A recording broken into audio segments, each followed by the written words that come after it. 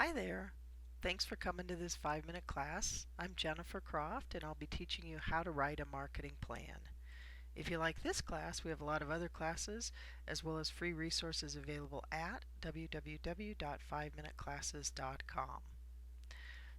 This plan that you're going to write can either be part of a larger business plan or it can just stand alone on its own. But before you can even start writing it, you're going to need to be clear on what it is that you're selling. So what are the main features and benefits of your primary products and services? And also what separates those out from what the competitors are offering? What are your differentiators? So once you know that, we're going to take a look at the broad picture, the biggest picture, which is what's going on in your industry. What type of industry are you in? What's the state of the industry? Is it new, growing, shrinking? And what are the trends, both positive and negative, that could impact the success of your business?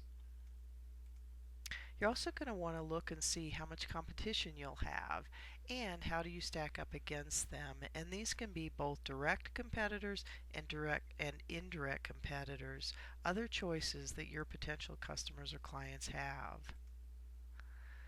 So narrowing down further, you'll choose a broad market position that you'll be in terms of price.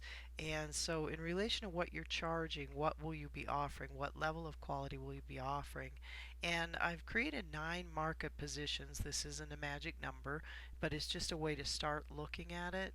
And of these 9 positions that you see here on the screen, it's perfectly fine for you to be any of those except for the 2 that I've crossed off.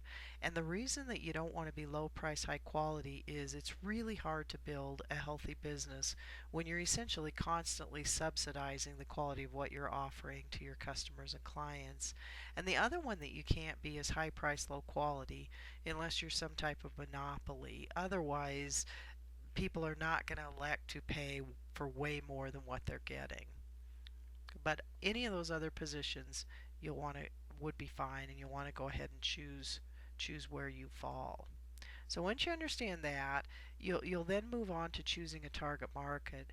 And this, I like to think of target market as the people or businesses who are the most likely to buy from you.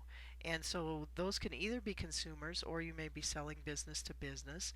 And for either of those groups, you'll want to apply some demographic criteria and some psychographic criteria to really narrow down by filtering who's the most likely to buy from you.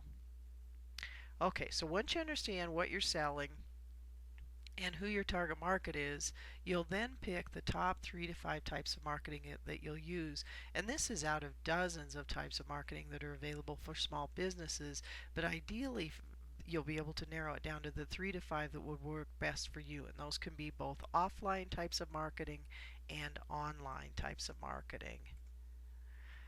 And then within your plan, you'll want to set some pretty specific goals, not only for which types of marketing you're going to be doing, but how much of it. How much will you spend, both in time and in money?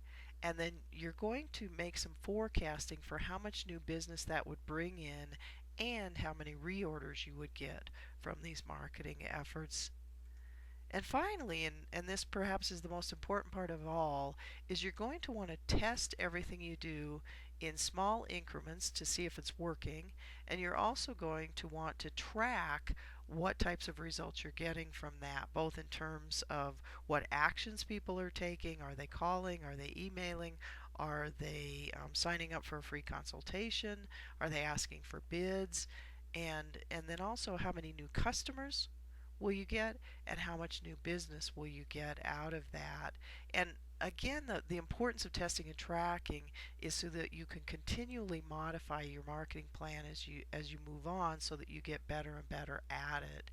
And my advice to you would be that if you are a small business that's just starting out, I would probably write this marketing plan and go back and look at it and revise it every quarter. If you're an existing business, you may be able to get away with just looking at your marketing plan once a year.